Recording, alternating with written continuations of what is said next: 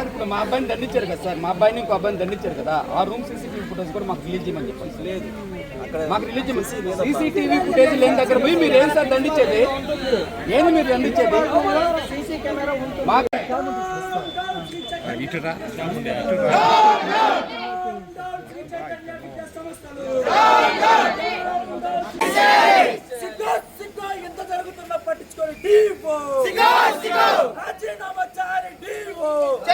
స్కూల్లో ఏం జరిగిందో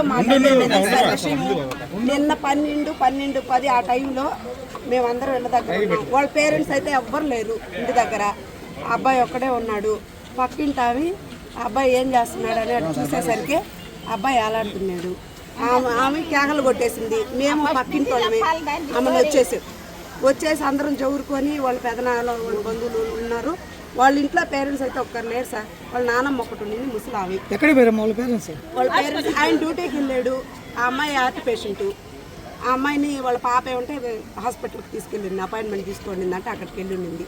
స్కూల్లో ఏం జరిగిందో మనకైతే విషయం తెలియదు. ఆ అబ్బాయిని తీసి తట్టి అన్నీ చేసేవు.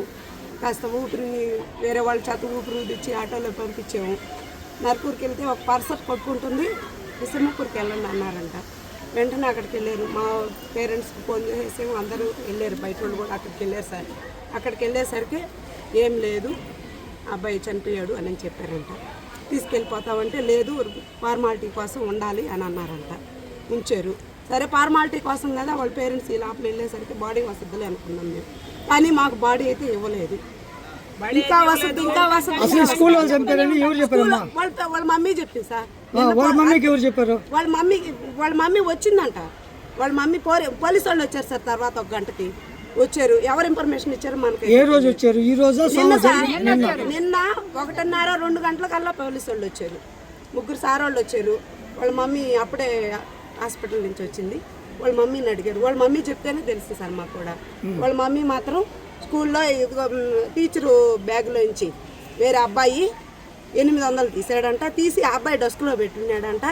డస్క్లో పెట్టేసిన తర్వాత డస్క్లో డబ్బులు పెట్టినానని ఈ అబ్బాయికి చెప్పాడంట. ఈ అబ్బాయి ఆ డబ్బులు తెచ్చి 400 తీసుకున్నారంట. వాళ్ళ టీచర్స్ చెప్పారంట అమ్మాయికి. అమ్మాయి నిన్న సార్ వాళ్ళకి చెప్పిన స్టేట్మెంట్ సార్ ఇది. చేతులు అంతా కదువులు టీచర్ కొట్టి సార్ కొట్టారంట. ఏ సారో తెలీదు. మేడం అయితే పిలిచి అడిగిందంట.